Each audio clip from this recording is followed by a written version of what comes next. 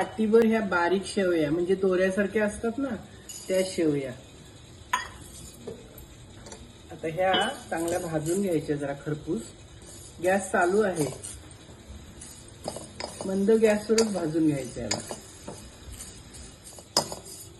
हे आता थोड्याशा लालसर झाल्या.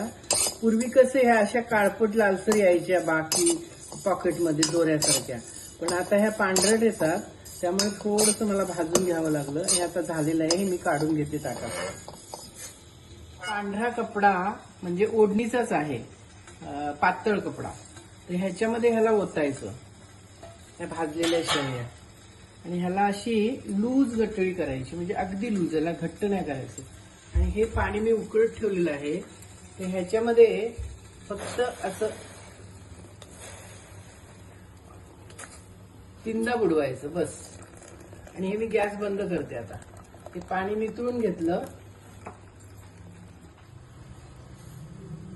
ज्या आपण ह्या वाटीनं शेवया घेतल्या ना त्या वाटीनंच मी हे अर्धी वाटीपेक्षा थोडंसं कमी ह्या कढईमध्ये तूप घातलं.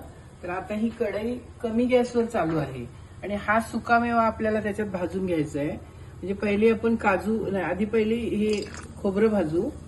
खोबरं भाजते पहिलं, कमी गॅसवरच आहे, खोबरं लवकर लाल होतं. हे खोबरं जरा लालसर करून घेतलेलं आहे सुकं. तर ह्याच्यात मी पहिला आता गरम मसाला घालते. ही हे वेलदोडे फोडून घेतलेत मी, हे 4-5 वेलदोडे, ह्या 4 लवंगा, हे 4-5 तुकडे दालचिनीचे, थोडेसे असे जराशे फ्राय करायचे.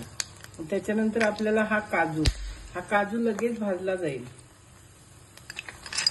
हा काजू घालायचा. काजू घातल्यानंतर हा थोडासा बदामचा म्हणजे तुकडे केलेले, हे बदामचे तुकडे घालायचे. आता ह्याच्यामध्ये लगेचच हे भाजून येतं. ह्याच्यामध्ये आपण काय करायचं, हे थोडंसं पाणी आहे बघा, म्हणजे अर्धी वाटीपेक्षाही कमी हे पाणी घालायचे. कमी गॅसवरच आहे, पाणी घालायचं. लगेचच ह्याच्यामध्ये अर्धी वाटी साखर घालायची. आणि साखर विरघळून झाली की थोडी विरघळली पाहिजे साखर या पाण्यात आणि तुपात. पाणी असल्यामुळे थोडंसं पाकातच सारखं होणार आहे, आणि साखर जरा विरघळली पाहिजे. विरघळते पटकन. ही जी कपड्यामध्ये जी पाण्यामध्ये बुडवलं ना मी ही शेवई 3 वेळा बुडवून काढले. पाणी जरा भांड्यामध्ये जास्त ठेवायचं, म्हणजे हे पूर्ण त्याच्यात बुडलं जातं. ही शेवई आहे ना आपला, हे बघा हा पाक झालेला आहे. म्हणजे कसं आता ते साखर नाही दिसत आहे याच्यात, हा पाक झालेला आहे. तर ह्याच्यात ही शेवई सोडायची.